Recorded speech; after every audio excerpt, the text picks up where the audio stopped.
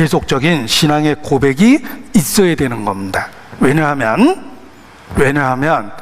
우리는 불안하고 불확실한 세상 속에 있고, 그 세상은 신앙을 고백하는 우리를 유혹하고 흔들기 때문에 그렇습니다. 피조물인 우리가 불안함과 불확실함으로부터 벗어날 수 있는 방법이 있습니다. 그것은 변하지 않는 하나님하고의 관계 속에 있는 것입니다. 오직 하나님만이 삶의 불안함과 불확실함으로부터 벗어날 수 있게 만들어주는 유일한 분이라는 것입니다. 나 여호와는 변혁지 아니하나니. 그래서 뭐가 어떻습니까? 하나님하고의 관계 속에서 그 변화되지 않는 하나님이 우리의 삶을 변화되지 않도록 지켜줄 수 있다는 것입니다. 삶의 불안함과 불확실함을 통해서 우리는 우리에게 창조주의 존재가 절대적으로 필요하다는 것을 인정하게 됩니다. 그리고 그 하나님하고의 관계는 오직 그리스도만을 통해서 이루어진다는 것을 우리는 발견했고, 그 진리를 붙잡고 있습니다. 이것이 우리가 그리스도를 믿는 이유입니다. 그리스도만이 변화되는 세상 속에서 우리를 지켜낼 수 있는 유일한 분이시기 때문에 그렇습니다. 그리스도 안에서 비로소 우리에게 썩지 않고 더럽지 않고 쇠하지 않는 세상을 주십니다. 예수 그리스도는 어제나 오늘이나 영원토록 동일하시며, 그 예수 그리스도는 자기를 믿는 성도들에게 변하지 않는 것에 대한 약속을 주시고 그것을 지키실 수 있습니다. 그래서 우리는 예수 그리스도를 믿는 것입니다. 우리가 구원받았다는 개념 속에 우리의 삶을 지키시는, 보존하시는 그 약속이 들어 있습니다. 단지 죄를 용서받았다, 죽으면 천국에 간다라는 것이 아닙니다. 우리의 삶의 불안함과 불확실함으로부터 하나님은 지켜주신다는 것입니다. 그것이 그리스도인입니다. 구원받고 보호받는 이 몸, 주님의 사랑 받고 산다네. 아이들이 부르는 찬송입니다. 구원받고 보호받는 이 몸, 바로 그리스도인입니다. 그리스도인은 단지 죄를 용서받았다든지 죽어서 천국 간다든지 뿐만 아니라 그 이상의 개념을 갖고 있습니다. 하나님하고의 관계 속에서 불안함과 불확실함으로부터 보호되고 있다는 것입니다. 구원받고 보호받는 이 몸, 주님의 사랑 받고 산다네. 이것이 그리스도인입니다. 예수님은 부활하신 이후 제자들을 향하여 너희에게 평강이 있을지어다 라고 외치셨습니다. 그 주님이 주시는 평강은 세상이 주는 것과 다릅니다. 일회성이 아닙니다. 지속적이고 반복적이고 계속적입니다. 하나님은 변하지 않으며 변하지 않는 하나님께서 주시는 평강이 변하지 않는다는 뜻입니다. 너에게 평강이 있을지어다. 그 말의 지속성을 그리스도 안에서 우리에게 주시는 것입니다. 따라서 우리가 그리스도 안에 있을 때 매일의 삶 속에서 너에게 평강이 있을지어다 라는 하나님의 음성을 듣게 되고 그 약속을 누리게 되는 것입니다. 우리는 아직은 육체 속에 있습니다. 나는 늙고 있습니다. 병들고 있습니다. 여기저기 아픕니다. 세상도 그렇습니다. 그러나 그럼에도 불구하고 하나님하고의 관계 속에서 하나님은 우리를 지켜내십니다. 변하지 않는 하나님께서 변하고 있는 이 세상에 있는 우리를 지키시며 세상이 주지 못하는 평강으로 지키십니다. 너에게 평강이 있을지어다. 이것이 그리스도인이 누리는 삶입니다. 너에게 평강이 있을지어다. 이 음성은 매일 일상 속에서 들을 수 있는 주님의 음성입니다. 우리는 단지 구원을 받은 것이 아니라 구원받고 보호받고 하나님의 인도하심 속에서 살아가고 있다는 것입니다. 주님의 사랑은 변함없이 계속되기 때문에 그렇습니다. 자, 이러한 보호받는 성도의 삶에 대해서 시편 91편이 우리에게 그런 위로의 말씀을 주고 있습니다. 시편 150편 중에 가장 밝은 분위기, 명랑한 분위기, 성도에게 주는 위로, 주님을 신뢰하는 자에게 주시는 그 위로에 대한 말씀이 바로 이 시편 91편에 가득합니다. 그래서 오늘 시편 91편을 본문으로 삼았습니다. 자, 91이라는 숫자도 이렇게 어감이 아주 좋은 숫자 중에 하나입니다. 91이라는 숫자를 우리가 흔히 표현할 때 구원이라고 이렇게 표현합니다. 한글과 영어를 섞어서 표현했지만 아무튼 91이라는 숫자를 구원이라는 숫자로 잘 기억을 하는데, 이 시편 91편이 구원받은 사람이 누릴 수 있는 그 보호, 평강, 위로에 대한 말씀으로 가득 차 있습니다. 그래서 불안하고 불확실한 세상을 살면서 우리는 이 말씀을 붙잡고 위로를 받게 됩니다. 오늘 구원 얻은 모든 성도들이 누릴 수 있는 그 위로에 대한, 우리의 신뢰에 대한 하나님의 보상입니다. 그 위로의 말씀을 함께 나누려고 하는 것입니다. 우리의 삶의 피난처 되며 불확실함으로부터 우리를 지켜내시는 하나님의 손길을 깨달을 수 있습니다. 1절입니다. 지존자의 은밀한 곳에 거하는 자, 그가 전능하신 자의 그늘 아래에 거합니다. 전능하신 자의 그늘이라는 말은 하나님의 보호입니다. 전능하신 자가 우리를 지켜내면 완벽하고 완전하게 지켜내십니다. 머리털 하나 상치 아니할 것이라 약속하셨습니다. 다니엘의 세 친구가 풀무불에 던져졌고 근처에 있는 사람이 산채로 불사름을 당할 정도로 뜨거운 열기였습니다. 그럼에도 불구하고 다니엘의 세 친구는 불 속에서도 머리털 하나 상치 않았습니다. 불에 탄 냄새조차 없었습니다. 하나님의 아들이 그 불 속에서 함께 있었기 때문에 그렇습니다. 세 사람을 불 속에 던졌는데 불 속에서 왔다 갔다 한 사람은 네 사람이라고 목격자들은 말합니다. 하나님의 아들이 함께 하셨습니다. 머리털 하나 상치 않았습니다. 그러한 다니엘의 세 친구를 보호하신 주님의 능력이 성도들에게 주어진다는 것입니다. 전능자의 그늘 아래 거하게 됩니다. 그 전능자의 그늘 아래 보호받는 사람은 바로 지존자의 은밀한 곳에 거하는 분입니다. 자, 지존자의 지극히 거룩한 분의 은밀한 곳이 있습니다. 은밀한 곳이 있습니다. 그분과의 깊은 사귐이 있습니다. 은밀한 곳이 있습니다. 하나님은 자신이 있을 곳을 성막으로 구별하셨습니다. 그래서 담장을 치셨죠. 성막으로 세상과 구별했습니다. 그리고 성막 안에 성소가 있었습니다. 또 하나의 구별된 공간을 만드셨습니다. 그 성막 안이 두 개의 방으로 구별돼서 가장 은밀한 내소가 있었습니다. 거기를 지성소라고 이야기합니다. 지성소의 위치를 기억해 보십시오. 광야에서 구별된 성막 안에 있었고, 성막 안에 성소 안에 있었으며, 성소 안에 휘장이 둘러있고 또 하나의 공간이 있었는데 거기가 지성소입니다. 하나님의 임재가 가득한 곳입니다. 하나님의 영광이 있다. 하나님의 영광을 히브리어로 쉐키나라고 그러는데, 쉐키나가 가득했던 곳입니다. 거기가 지성소입니다.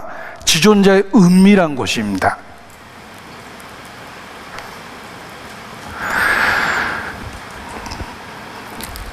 광야가 있습니다. 그리고 성막이 있습니다. 구별되어 있죠. 성막 안에도 태양빛이 있고 광야에도 태양빛이 있습니다. 자연의 빛을 가지고 사물을 구별해서 활동할 수 있습니다. 그런데 성소로 들어가면 햇빛은 사라집니다. 밀폐된 방이기 때문에 그렇습니다. 그리고 성소에는 촛불이 있었습니다. 촛대가 있었고 촛불이 있었죠. 떡상이 있었고 향단이 있었습니다. 생명의 양식이 있고 하나님을 향한 기도가 있었습니다. 그리고 거기에 촛대가 있었습니다. 성소 안은 자연의 빛은 없습니다. 촛불의 빛으로 활동할 수 있는 곳입니다. 그리고 그 안에 지성소가 있었는데 지성소는 촛불조차도 없었습니다. 완전히 밀폐된 곳입니다. 그럼에도 불구하고 하나님의 영광이 가득해서 활동할 수 있었던 곳입니다. 성막은 자연의 빛, 햇빛이 비치는 곳이 있고, 그리고 성소라는 촛불이 비치는 곳이 있었으며, 지성소라는 그런 인위적인 빛이 없이 하나님의 영광만으로 빛나는 곳이 있었습니다. 그곳에 하나님의 임재가 있었습니다. 천국에 가면 그렇습니다. 천국에 가면 더 이상 성전은 없습니다. 지성소도 없습니다. 왜냐하면 천국 자체가 하나님의 은밀한 곳, 지성소이기 때문에 그렇습니다. 예수 그리스도 자신이 성전이 되셨습니다. 그리고 해와 달의 비침이 필요가 없는 것입니다. 자연의 빛이 필요 없습니다. 하나님의 영광만으로도 비춰지는 곳이기 때문에 그렇습니다. 천국은 지성소가 완전하게 확장된 곳입니다.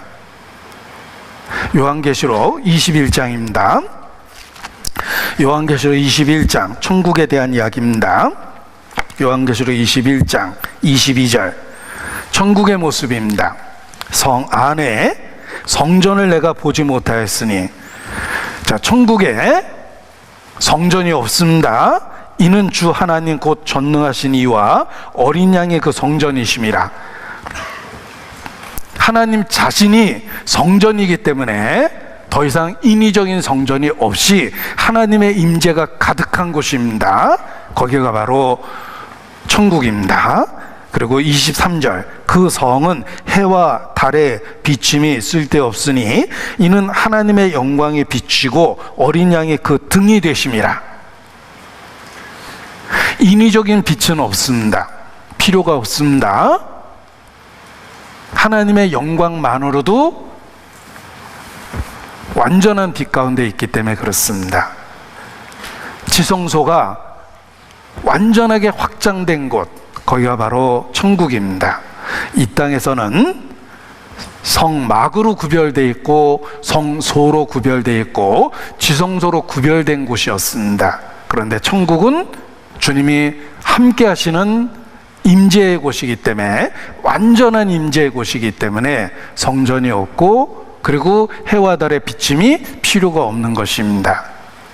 그 지존자의 은밀한 곳이 어디입니까? 예수 그리스도 자신입니다. 우리가 그리스도 안에 있다는 것, 우리가 믿음을 갖고 구원을 받고 구별돼서 그리스도 안에 있다는 것이 지존자의 은밀한 곳에 있는 것입니다. 깊은 관계와 사귐 속에 있다, 이런 뜻입니다. 우리는 그리스도 안에 있습니다. 지존자의 은밀한 곳이라고 표현한, 구약시대에 그렇게 표현한 그곳, 하나님의 임재가 가득한 곳, 바로 그곳에 있습니다. 그리스도 안에 있다는 것이 그런 뜻입니다. 그래서 구약에서 말하는 지존자의 은밀한 곳이 그리스도 자신이며, 우리는 그리스도 안에서 완전한 하나님의 임재 안에 있게 된 것입니다. 히브리서 10장, 그것을 우리에게 여러 방법으로 설명해 주셨습니다. 히브리서 10장입니다. 19절 20절 함께 읽습니다. 그러므로 형제들아, 우리가 예수의 피를 힘입어 성소에 들어갈 담력을 얻었나니 그 길은 우리를 위하여 휘장 가운데로 열어놓으신 새롭고 산 길이요 휘장은 곧 저의 육체니라. 우리는 그리스도의 죽음을 통해서 하나님의 가장 은밀한 곳에 들어갈 수 있게 되었습니다.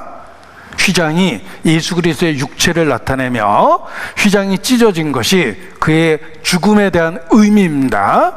그래서 하나님의 임재 안에 있게 됐다는 뜻입니다. 히브리서 9장 9절 9절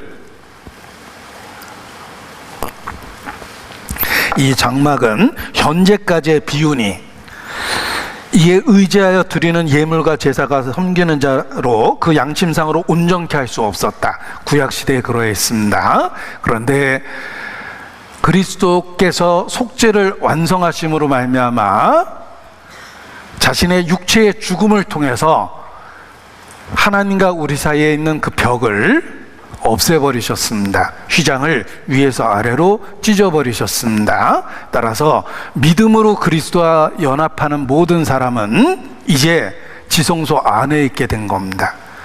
그리스도 안에 있다는 뜻이 그런 뜻입니다. 우리는 그리스도 안에 있고 그 안에서 하나님의 함께 하심을 누리며 구원받고 보호받고 있습니다. 그리스도 안에 있다는 게 그런 뜻입니다. 가장 위로가 되는 표현이 무엇입니까? 우리가 그리스도 안에 있다는 것입니다. 주 안에 있는 나에게 단 근심이 있으랴 전날의 한순 편하여 내 노래 되었네. 주님을 찬송하면서 할렐루야 할렐루야 내 앞길 멀고 험해도 나 주님만 따라가리. 주 안에 있는 나에게 저는 사실 10번을 불러도 다 목이 맵니다. 주 안에 있다는 표현을 생각해 보십시오. 지존자의 은밀한 곳에 있게 된 겁니다. 하나님이 완벽하게 구별했던 그곳, 그 안에 우리를 있게 하셨어요. 그래서 하나님의 권속이다라는 표현을 하는 겁니다. 권속이라는 말이 가족이라는 의미인데 왜 가족이라고 번역을 안 하고 권속이라는 말을 썼을까? 그 뜻이 그렇습니다. 권속이라는 단어를 분석해 보면 서클, 내가 여기 있는데 나를 중심으로 동그랗게 원을 그렸다는 뜻입니다. 그리고 to be, 존재한다, 그 안에 있게 했다. 그 두 개의 단어를 갖고 있는 단어가 헬라어로 권속이란 단어입니다. 그래서 가족이라고 번역하면 의미가 전달되지 않을까 봐 권속이라는 그런 번역을 쓴 겁니다. 우리는 그리스도 안에 완벽하게 보호되고 있다, 이런 뜻입니다. 그것이 주 안에 있다는 뜻이에요. 지성소, 그 안에 우리가 있을 수 있도록 은혜를 주신 겁니다. 지존자의 은밀한 곳에 거하는 자, 그것이 그리스도인입니다. 우리는 하나님의 권속입니다. 그래서 그리스도인을 표현할 때 그리스도와 연합했다, 그리스도와 함께, 그리스도 안에 라는 표현을 쓰는 겁니다. 우리가 그리스도 안에 있습니다. 지성소 안에 있습니다. 지존자의 은밀한 곳, 그 안에서 가장 깊은 관계와 사귐 속에 있다 라고 말씀하십니다. 골로새서입니다. 2장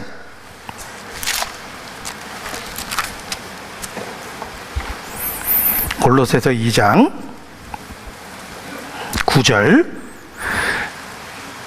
자, 그리스도 안에 있다, 그리스도와 함께한다 라는 말이 그리스도와 연합되어 있다는 뜻이며, 그리스도와 연합되어 있다는 말은 구약시대에 지성소라는 하나님의 임재가 가득한 그곳에 있다라는 뜻입니다. 그래서 은혜가 되는 거예요. 9절, 그 안에는 신성의 모든 충만이 육체로 거하시고 너희도 그 안에서 충만하여졌으니 그는 모든 정사와 권세의 머리시라. 또 그 안에서 너희가 손으로 하지 아니한 할례를 받았으니 12절, 너희가 세례로 그리스도와 함께 장사한 바 되고 또 죽은 자들 가운데서 그를 일으키신 하나님의 역사를 믿음으로 말미암아 그 안에서 함께 일으키심을 받았느니라. 우리의 영적인 위치가 강조되어 있습니다. 그리스도 안에 있고 그리스도와 함께 있다는 뜻입니다. 그것이 하나님의 임재가 완전한 그곳입니다. 그리스도 안에 있다는 뜻입니다. 그래서 단지 구원받은 것이 아니라 보호되고 있다는 것입니다. 시편 91편 다시 봅니다. 지존자의 은밀한 곳에 거하는 자 곧 그리스도인입니다. 그는 전능하신 자의 그늘 아래 거하리로다. 전능하신 자의 보호를 받고 있다. 이것이 그리스도인입니다. 우리가 그러한 영적인 진리를 깨달으면 고백할 수밖에 없습니다. 2절이죠. 내가 여호와를 가리켜 말하기를 저는 나의 피난처시요 나의 요새요 나의 의뢰하는 하나님이라 하리니. 이렇게 고백할 수밖에 없습니다. 하나님은 나의 피난처요 나의 요새요 나의 의뢰하는 분이십니다. 자, 2절은 시편 91편 2절은 시편을 기록한 기자의 고백입니다. 그래서 내가라는 말이 되어 있는 거예요. 시편을 쓴 다윗 그 자신입니다. 시편 기자예요. 그런데 그 동일한 하나님을 동일하게 믿는 모든 성도들은 이 시편의 기자와 똑같이 고백할 수밖에 없습니다. 그래서 2절은 시편 기자의 고백이고 동일한 믿음을 고백하는 사람들의 고백은 9절에 나옵니다. 보십시오. 2절은 시편 기자의 고백이며 9절은 동일한 믿음을 고백하는 성도의 고백입니다. 우리들의 고백입니다. 9절을 같이 읽죠. 내가 말하기를 여호와는 나의 피난처시라 하고 지존자로 거처를 삼았으므로. 우리도 시편 기자와 동일한 고백을 합니다. 여호와는 나의 피난처 되셨습니다. 나의 요새시여 나의 바위시여 나의 신뢰하는 하나님이십니다. 이 시편 91편을 보면 시편 기자의 고백이 있고 그 시편 기자와 동일한 믿음을 갖고 있는 성도들의 고백이 9절에 있으며 하나님 자신의 화답이 계십니다. 하나님 자신의 화답은 14절부터 있습니다. 14절부터 19절, 16절까지 같이 있습니다. 하나님이 가라스되 저가 나를 사랑한즉 내가 저를 건지리라. 저가 내 이름을 안즉 내가 저를 높이리라. 저가 내게 간구하리니 내가 응답하리라. 저의 환난 때에 내가 저와 함께하여 저를 건지고 영화롭게 하리라. 내가 장수함으로 저를 만족해 하며 나의 구원으로 보이리라 하시도다. 하나님 자신의 화답이 있습니다. 하나님이 가라스테, 하나님이 직접 그 약속에 대한 확증을 해 주십니다. 그래서 시편 91편에는 기자의 고백, 성도들의 고백, 그리고 하나님의 화답 이렇게 되어 있습니다. 하나님이 가라스테 무엇을 말씀하십니까? 세 가지를 말씀하십니다. 저가 나를 사랑한즉, 저가 내 이름을 안즉, 저가 내게 간구하리니. 세 가지로 구별해 볼 수 있습니다. 저가 나를 사랑한즉, 저가 내 이름을 안즉, 저가 내게 간구할 것이다. 이 세 가지 구별해서 이렇게 말씀해 주셨는데 그 순서가 중요합니다. 우리가 어떻게 그리스도와 연합해서 하나님의 임재 안에 있게 되었습니까? 내가 어떻게 믿고 그리스도 안에 있게 되었습니까? 하나님의 말씀 속에 그 순서가 나와 있어요. 저가 나를 사랑하고 저가 내 이름을 알고 그리고 저가 내게 간구했다. 이것이 하나님의 임재 안에 있게 된 순서입니다. 첫 번째는 저가 나를 사랑한 즉, 성도는 내가 주를 사랑하는 줄 주께서 아시나이다 라고 베드로처럼 고백할 수 있습니다. 왜냐하면 하나님을 사랑할 수밖에 없게 되었습니다. 그분이 먼저 나를 얼마나 사랑하셨는지를 확실히 알게 되었기 때문입니다. 자녀가 부모의 사랑을 받고 또 받아서 마침내 반응하여 자신도 부모를 사랑하게 된 것처럼 우리도 그렇습니다. 우리가 하나님을 사랑할 수밖에 없게 되었습니다. 내가 나를 사랑하느냐? 주여 그러하이다. 내가 주를 사랑하는 줄 주께서 아시나이다. 사랑을 그렇게 받았는데 내가 어떻게 주님을 사랑하지 않을 수 있습니까? 요한일서 4장 19절입니다. 요한일서 4장 19절입니다.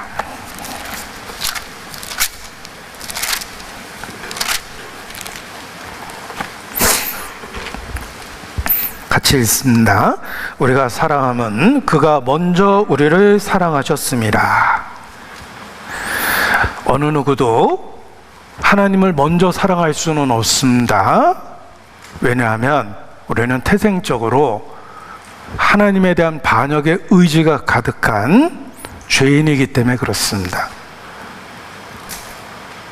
그런데 그러한 죄인인 우리를 있는 모습 그대로 하나님께서 먼저 사랑해 주셨습니다.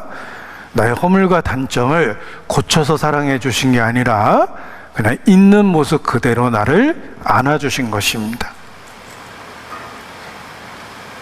우리가 사랑함은 그가 먼저 우리를 사랑하셨습니다. 우리는 십자가의 진리를 통해서 하나님께서 어떻게 먼저 우리를 사랑해 주셨는지를 확실히 알게 되었습니다. 그 사실을 받아들였습니다. 그 결과 우리 마음속에 하나님에 대한 사랑이 저절로 생겼습니다. 우리가 사랑하는 것은 그가 먼저 우리를 사랑해 주셨기 때문에 그렇습니다.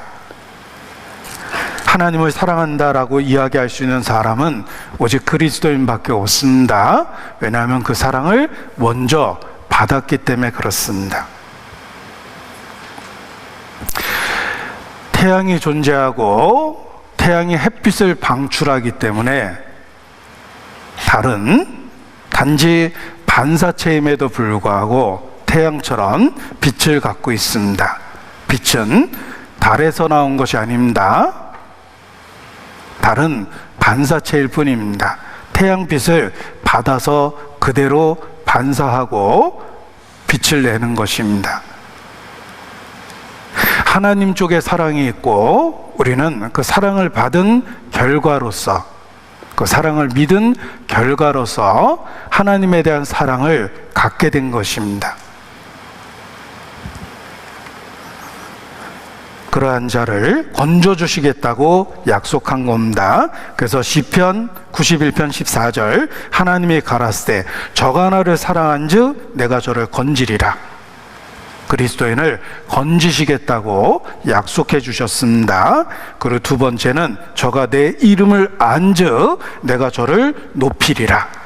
우리에게 영광을 주시겠다고 말씀하십니다. 단지 건져 주실 뿐만 아니라 영광을 주시겠다고 말씀하십니다. 그 이유는 저가 내 이름을 안즉,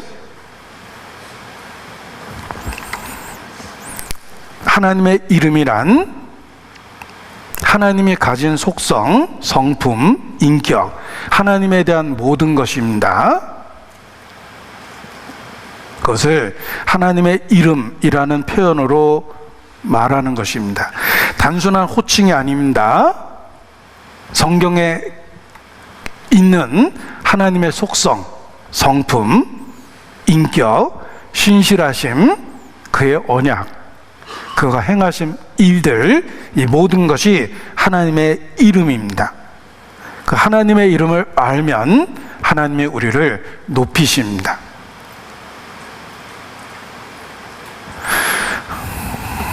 내가 저희에게 새 돌을 줄 것이다.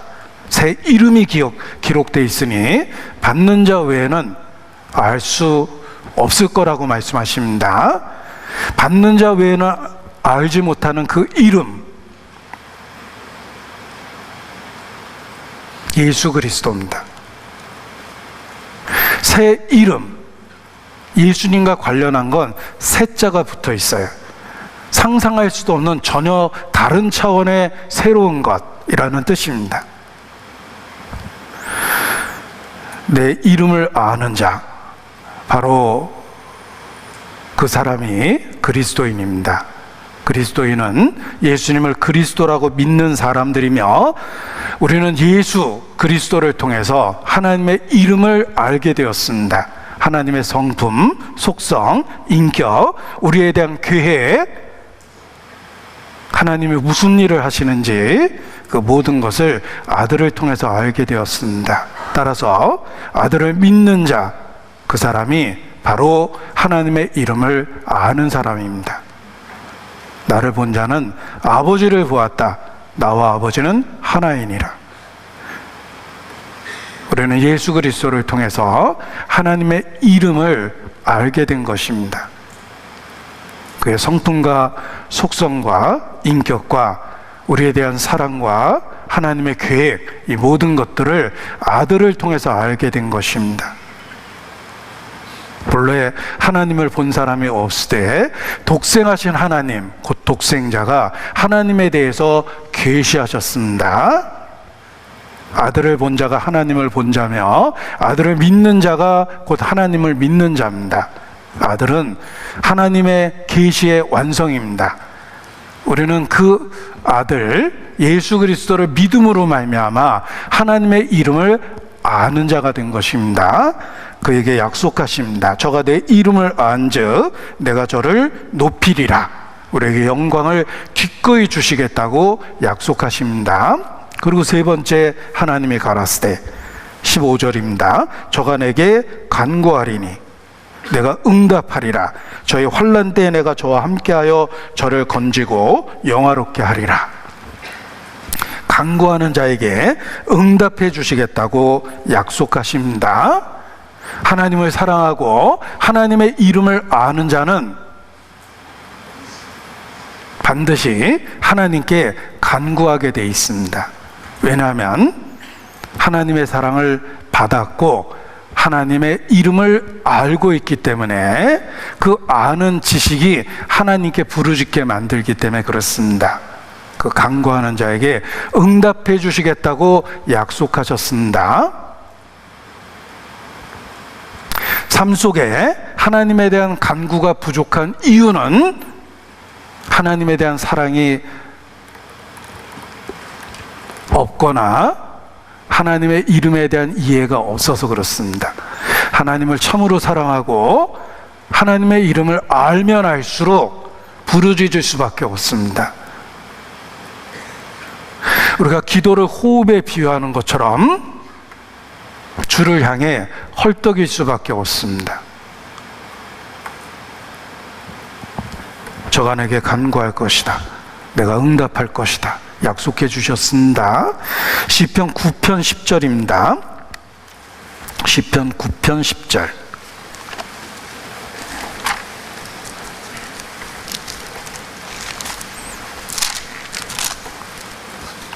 함께 있습니다. 여호와여, 주의 이름을 아는 자는 주를 의지하오리니 이는 주를 찾는 자들을 버리지 아니하심이니이다. 아는 자가 주를 의뢰합니다. 우리 세상적으로도 어떤 어려운 일에 처했을 때 그 일과 관련된 사람을 알고 있다면 그에게 물어보고 도움을 요청할 겁니다. 예를 들면 치명적인 암에 걸렸다면 내가 그 암 분야의 전문가를 알고 있다면 틀림없이 조언과 도움을 구할 것입니다. 정치적인 위기에 빠졌다면 어떤 권세 있는 정치가를 알고 있다면 틀림없이 도움을 요청할 겁니다. 하물며 참으로 하나님을 아는 자는 참으로 하나님께 부르짖을 수밖에 없습니다. 주의 이름을 아는 자가 주님을 의지하기 때문에 그렇습니다. 주님은 자신에게 부르짖는 자에게 응답하시겠다고 기꺼이 그리스도 안에서 우리에게 약속해 주셨습니다. 성도는 그 약속을 갖고 있기 때문에 하나님을 향하여 부르짖을 수 있습니다. 그리고 매일의 삶에 그 응답을 경험하게 되는 것입니다. 어떻게 주님께 부르짖겠습니까? 우리가 기도하는 내용은 다양할 수 있지만 결국은 그 모든 내용은 주여 나를 도와주소서, 나를 불쌍히 여기시고 주여 나를 도와주소서, 나는 연약합니다, 나를 긍휼히 여기시고 도와주십시오 라는 기도를 우리는 이 땅에서 육체를 갖고 있는 한 할 수밖에 없습니다. 무엇을 간구하십니까? 주여 나를 긍휼히 여기소서입니다. 반드시 응답받을 수 있는 기도입니다. 주여 나를 불쌍히 여기소서. 기도해 보십시오. 겸손해야 될 위치를 깨닫고 은혜를 주시는 하나님의 손길을 보게 될 겁니다. 교만의 옷을 벗고 가장 낮은 곳에서 내가 주를 떠나 아무것도 스스로 할 수 없나이다, 주여 나를 긍휼히 여기소서 부르짖어 보십시오. 반드시 응답을 받게 될 겁니다. 제가 노트에 잘 써놓는 성경 구절 중에 하나입니다. I can do nothing. I can do nothing apart from me. You can do nothing apart from me. 예수님이 하신 말씀입니다. 나를 떠나서는 너희가 아무것도 할 수 없다. 나는 아무것도 못합니다. I can do nothing이에요. 주님을 떠나서는 존재조차 할 수도 없고 숨 쉴 수도 없는 존재입니다.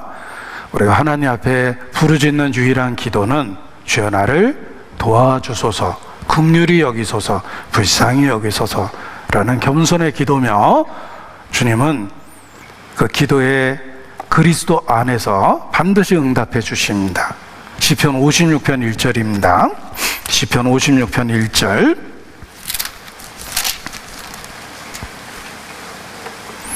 삶의 위기 속에 다윗이 했던 기도입니다. 1절. 하나님이여 나를 긍휼히 여기소서. 복잡한 이야기가 아닙니다. 주의 은혜를 구하는 겸손한 기도입니다. 주여 나를 긍휼히 여기소서. 그리고 삶의 위기는 우리의 기도에 간절함을 더해줍니다. 기도가 반복되죠. 57장 1절입니다. 하나님이여 나를 긍휼히 여기시고 나를 긍휼히 여기소서.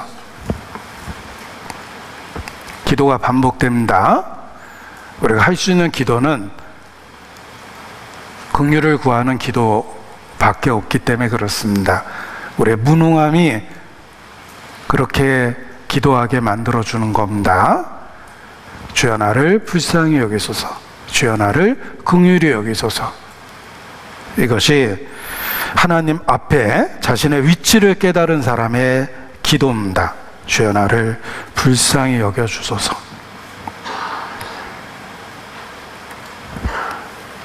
그러한 자에게 응답해 주시겠다고 약속해 주셨습니다.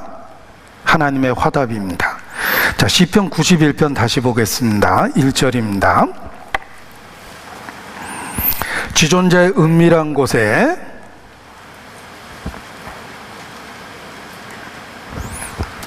생각해 보라고 제가 이렇게 멈춘 겁니다. 지존재의 은밀한 곳에 왔다 갔다 하는 사람이 아니죠. 거하는 자는 전능하신 자의 그늘 아래 거하리로다. 거한다라는 말을 썼습니다. 왔다 갔다 하는 게 아닙니다. 잠깐 방문하는 게 아닙니다. 거기에 머무는 것이며 거기에 정착한 것이며 거기에 뿌리를 받고 사는 것입니다. 하나님하고의 관계가 그렇습니다. 잠깐 방문했다가 사라지는 게 아니라 주님하고의 관계는 지속성을 갖는 겁니다. 거하는 것입니다. 신앙은 단지 지식과 이론, 교리가 아닙니다. 매일 우리가 머무는 바로 그곳입니다. 단지 방문하는 곳이 아니라 머무는 곳, 우리가 살아가는 곳, 그것이 신앙생활의 모습입니다. 지존자의 은밀한 곳에 거하는 것, 지속적으로 그곳에 머물러 사는 것입니다. 시편 27편 4절입니다. 27편 4절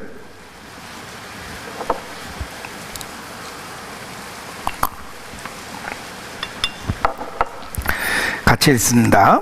내가 여호와께 청구하였던 한 가지 일 곧 그것을 구하리니 곧 나로 내 성전의 여호와의 집에 거하여 여호와의 아름다움을 앙망하며 그 전에서 사모하게 하실 것이라.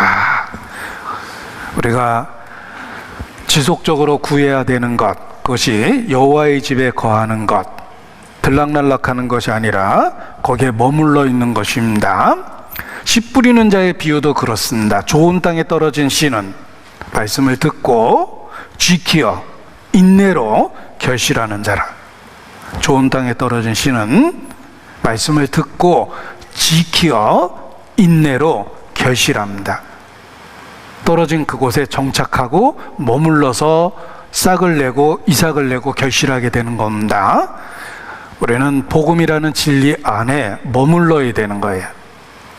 거해야 됩니다. 그래서 신앙은 일회적인 고백이 아니라 지속적이고 반복적이고 계속적인 겁니다. 생명과 같습니다. 생명은 호흡을 통해서 반복하고 지속적으로 누리는 겁니다. 우리의 신앙이 그렇습니다. 그래서 지속적인 고백 속에 우리가 신앙 안에 머물게 되는 것입니다. 시편 91편 말씀을 묵상하고 있는데 꼭 연결져서 같이 생각해야 될 성경이 있습니다. 바로 시편 62편입니다. 62편도 보겠습니다. 시편 62편을 연결시킬 수 있는 이유는 오직이라는 말이 반복되고 하나님하고의 관계가 지속적 반복적이어야 하며 절대적이라는 걸 일깨워 주기 때문에 그렇습니다. 시편 62편의 말씀에는 오직이라는 말이 원래 쓰여진 구절을 분석하면 6번이나 나옵니다. 오직이라는 단어가 6번이나 반복될 정도로 절대성을 강조하고 있다는 것입니다. 우리의 신앙이 그렇습니다. 머무는 것입니다. 1절입니다. 나의 영혼이 잠잠히 하나님만 바라미요 나의 구원이 그에게서 나는도다. 들어본 멜로디죠? 네, 그 멜로디로 시편 62편을 이렇게 많이 부릅니다. 5절도 그렇습니다. 5절도 그렇습니다. 나의 영혼아 잠잠히 하나님만 바라라. 나의 소망이 저로 쫓아 나는도다. 뭐 이런 멜로디가 붙어있는 시편입니다. 나의 영혼이 잠잠히 하나님만 바라며 지속적으로 계속적으로 하나님을 의지하는 상태입니다. 이것이 지존재의 은밀한 곳에 머무는 겁니다. 신앙은 지속적, 계속적으로 하나님 앞에 그 신앙을 고백하는 상태입니다. 지속적, 계속적으로 신앙을 고백하는 상태, 매일의 계속적인 변하지 않는 선택, 이것이 신앙입니다. 그래서 자기 자신에게 스스로 일깨워야 됩니다. 하나님만 바라라. 이 말씀이 그렇습니다. 누구에게 하는 이야기입니까? 자기 자신에게 하는 이야기입니다. 나의 영혼아, 잠잠히 하나님만 바라라. 자기에게 하는 말입니다. 자기에게 매일 스스로 신앙의 결단과 결심을 시켜야 됩니다. 자기 자신에게. 주여, 내가 무엇을 바라리요? 나의 소망이 주께 있나이다. 자기 자신에게 그 진리를 항상 일깨워주고, 내 영혼아, 잠잠히 하나님만 바라라. 자기 자신에게 늘 그렇게 스스로 일깨워주는 것, 이것이 여호와의 은밀한 곳에 머무는 방법입니다. 계속적인 신앙의 고백이 있어야 되는 겁니다. 왜냐하면 우리는 불안하고 불확실한 세상 속에 있고, 그 세상은 신앙을 고백하는 우리를 유혹하고 흔들기 때문에 그렇습니다. 우리는 적지에 있고 온통 적들에 둘러싸여 있습니다. 물이 나를 둘러싼 것처럼 호흡하기가 힘듭니다. 그곳에 있기 때문에 주의 긍휼을 구하는 기도 속에서 자기 자신에 대해서도 항상 스스로 일깨워야 됩니다. 내 영혼아, 내 영혼아, 도서가 정신 차려. 잠잠히 네 하나님만 바라라. 자기 자신에게 끊임없이 가르치고 결단시키고 결심시켜야 됩니다. 이것이 신앙을 유지하는, 지키는 방법입니다. 우리가 있는 이곳은 우리를 흔드는 세상 속에 있기 때문에 그렇습니다. 시편 62편 2절입니다. 오직 저만 나의 반석이시여 나의 구원이시여 나의 산성이시니. 스스로에게 일깨워주고 있죠. 하나님은 나의 반석이시여 나의 피난처여 나의 요새여 나의 신뢰하는 하나님이십니다. 2절 보십시오. 내가 크게 요동치 아니하리로다. 크게 요동치 아니하리로다 라는 말은 작게는 지금 흔들리고 있다는 뜻이에요. 사실입니다. 왜냐하면 우리는 연약하고 세상 속에 있고 큰 유혹을 받고 있으며 사탄은 우리를 끊임없이 송사하기 때문에 그렇습니다. 우리가 흔들릴 수밖에 없어요. 그러나 주의 이름을 부를 때 우리가 크게 요동하지는 않습니다. 살짝 흔들렸긴 했지만 크게 요동하지 않습니다. 주는 나의 요새여 피난처기 때문에 그렇습니다. 3절 넘어지는 담각 흔들리는 울타리 같은 나 같은 사람을 죽이려고, 여기 이제 다윗이 스스로에게 한 말이에요. 자기 자신이 넘어지는 담 같고 흔들리는 울타리 같은 그런 위태한 상태라는 걸 알고 있는 겁니다. 자기 자신이 듬직합니까? 아닙니다. 우리도 살짝 흔들리곤 합니다. 왜냐하면 우리의 육체가 넘어지는 담 같고 흔들리는 울타리 같기 때문에 그렇습니다. 그러나 여호와는 나의 피난처이십니다. 내가 크게 요동치 아니하리로다. 살짝 흔들릴 수는 있지만 내 중심은 분명합니다. 나는 연약하지만 중심은 분명합니다. 살짝 흔들리는 그때 주의 도움을 구해야 돼요. 스스로에게 일깨워야 됩니다. 내 영혼아 여호와만 바라라. 주는 나의 산성이십니다. 나의 요새이십니다. 나의 방패이십니다. 그러할 때 그 흔들림에서부터 벗어날 수 있는 것입니다. 우리가 살짝 흔들릴 때 자기 자신을 일깨우고 주의 이름을 불러보십시오. 주는 나의 요새요 반석이시여 방패시여 손방패라는 걸 깨닫게 될 겁니다. 방패, 손방패. 방패는 전신을 가리는 방패고 손방패는 부분적인 공격을 피하는 방패입니다. 하나님은 완벽하게 우리를 지켜내신다는 뜻이에요.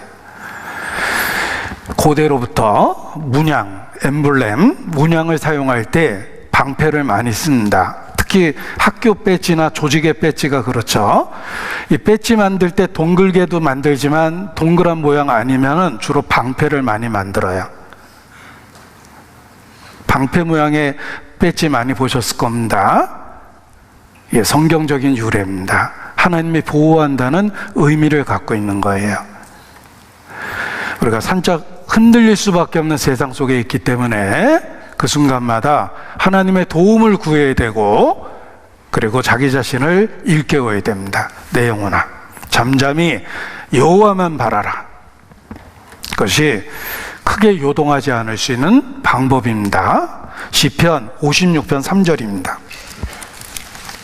시편 56편 3절.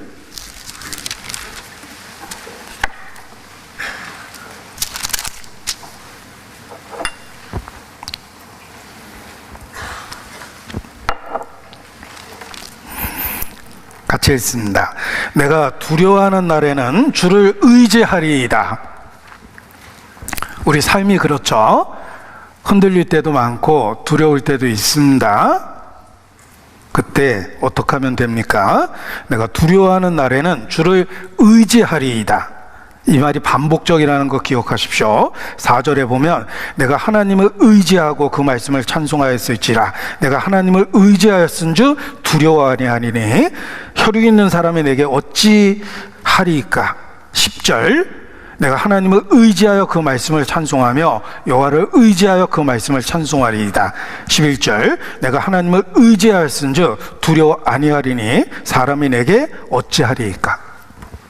의지라는 말이 반복적으로 나오죠. 그것이 끊임없는 결단과 결심입니다. 자기 자신을 일깨우는 겁니다. 그 가운데 크게 요동치 않을 수 있습니다. 그래서 결단과 결심, 도움을 구하는 간구, 이것이 매일의 삶 속에 우리에게 있어야 됩니다. 그것이 신앙을 지키고 산다라는 뜻입니다. 찬송의 가사입니다. 내 마음은 정했어요 변치 말게 하소서. 결단과 결심이 있고 간구가 있습니다. 내 마음은 정했어요. 결단과 결심이 있죠? 변치 말게 하소서. 간구가 있습니다. 이것이 믿음 생활입니다. 내가 매일 믿고 있다는 뜻입니다. 9절 56장 9절 내가 아뢰는 날에 내 원수가 물러가리니 하나님이 나를 도우심인 줄 아나이다.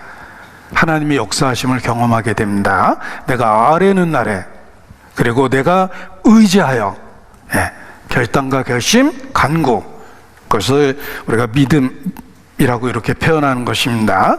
우리는 믿는 사람입니다. 간구와 결단과 결심 속에서 신앙을 지키고 사는 것입니다. 오직 내 영혼아 여호와만 바라라. 자, 세상 사람은 하나님의 존재 자체를 부정합니다. 그들은 사람을 믿고 조직을 믿고 자신의 능력과 권모 술수를 믿고 그리고 자신의 재력을 의지합니다. 이것이 전형적인 세상 사람입니다. 그러나 그리스도인은 여호와만 바랍니다. 여호와는 나의 피난처요 나의 바위시여 나의 요새이십니다. 세상 사람과 다릅니다. 이사야서 31장 1절입니다. 이사야서 31장 1절.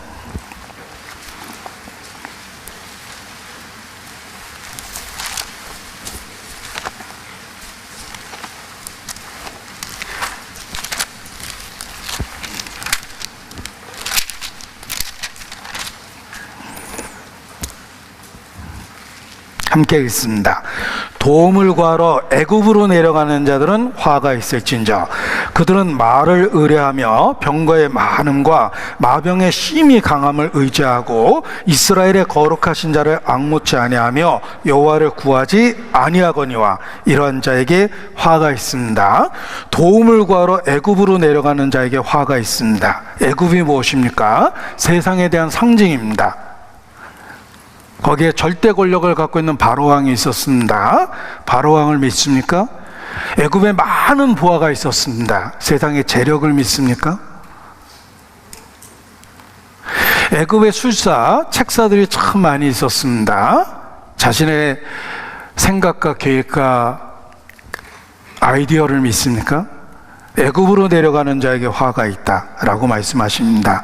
세상 사람들은 애굽에 구하여 내려가 도움을 구합니다. 그것이 세상 사람입니다. 그러나 근본적인 도움을 얻지는 못합니다. 시편 62편 다시 보겠습니다. 시편 62편 9절 10절 같이 읽죠. 진실로 천한 자도 헛되고 높은 자도 거짓되니 저울에 달면 들려 입김보다 경하리로다. 포악을 의지하지 말며 탈취한 것으로 허망하여지지 말며 재물이 늘어도 거기 치심치 말지어다. 내 영혼아 하나님만 바라라. 세상 사람 입김보다 가볍다라고 이야기했습니다. 훅 불면 날아가 버리는 겁니다. 포악을 의지하지 말며 인간적인 권력, 힘 이런 거 의지하지 말고 탈취한 것으로 허망하여지지 말며 불의한 방법으로 얻은 재물들 그런 것들을 의지하지 마라 라고 이렇게 경고하고 계십니다. 도움을 구하기 위해서 애굽으로 내려가는 것이 아니라 우리는 여호와만 바라는 것입니다. 그것이 믿음을 지키고 세상에서 살아낼 수 있는 방법입니다. 시편 146편 3절입니다.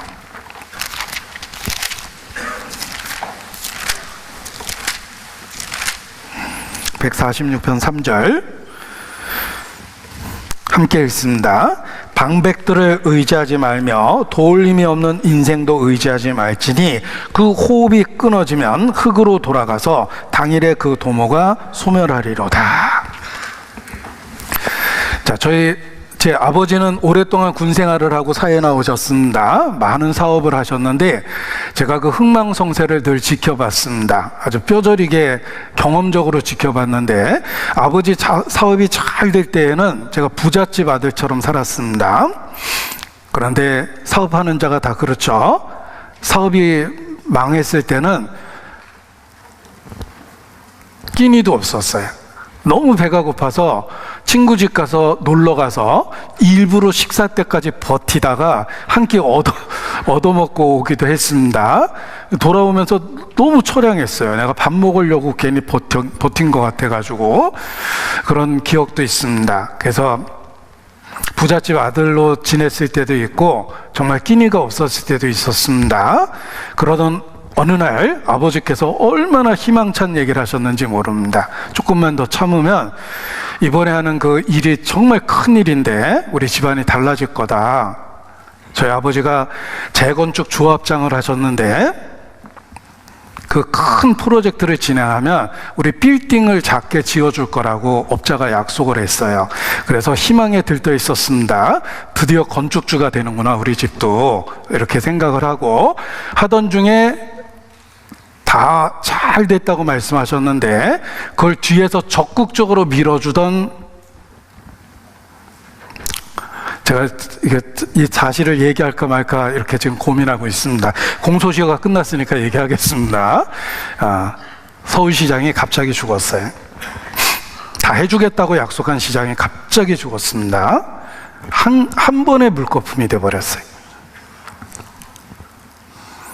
그래서 건축주가 되기는커녕 더 어려운 시절을 견뎠던 적이 있습니다. 그때의 경험이 정말 사람은 의지할 대상이 안 되는구나 라는 걸 뼈저리게 깨달았어요. 그때 깨달은 말씀이 이사야서 2장 22절입니다. 같이 깨달아 보겠습니다. 이사야서 2장 22절. 같이 읽습니다. 너희는 인생을 의지하지 말라. 그의 호흡은 코에 있나니 수에 칠 가치가 어디 있느냐. 하나님 호흡을 거두시니까 그와 더불어 희망을 걸었던 우리 집의 모든 그 계획도 다 사라져 버렸습니다. 그의 호흡은 코에 있다. 사람이 큰 일을 할 것처럼 그렇게 표현하지만 호흡을 거두는 순간 혐오스러운 시체가 되어버립니다. 도움을 구하러 애굽에 내려가지 마라.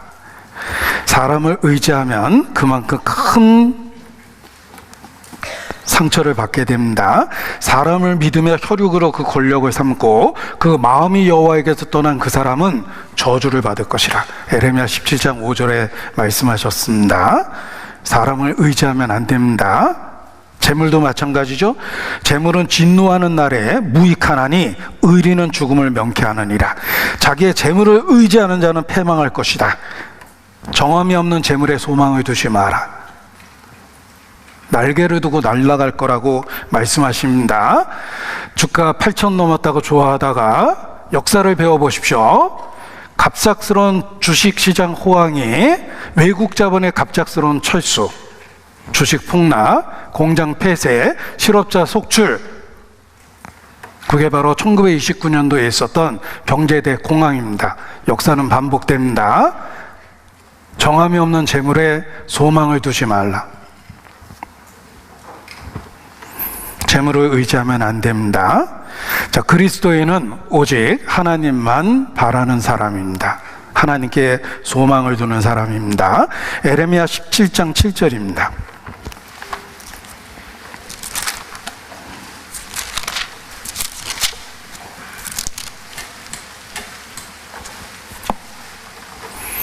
절 같이 있습니다. 그러나 무릇 여호와를 의지하며 여호와를 의뢰하는 그 사람은 복을 받을 것임이라. 사람을 의지하지 말고, 권력을 의지하지 말고, 재물을 의지하지 말고, 도움을 구하러 애굽으로 내려가지 말고, 내 영혼아 너는 오직 하나님만 바라라. 매일 자기에게 들려줘야 될 이야기입니다. 하나님은 나의 요새, 반석, 피난처, 바위, 산성, 방패 되십니다. 그래서 삶의 불안함과 불확실함이 계속됨에도 불구하고 평강을 누리며 살 수 있습니다. 그리고 일상에서 겪게 되는 여러 가지 일은 하나님이 나를 도우시는 여러 가지 손길을 경험할 수 있는 기회가 됩니다. 매일의 삶은 간증이 됩니다. 주께서 참으로 함께 하셨다는 걸 경험하는 간증이 됩니다. 그래서 세상에 빛이 되고 소금이 돼서 살 수 있는 것입니다. 자, 우리는 그리스도인입니다.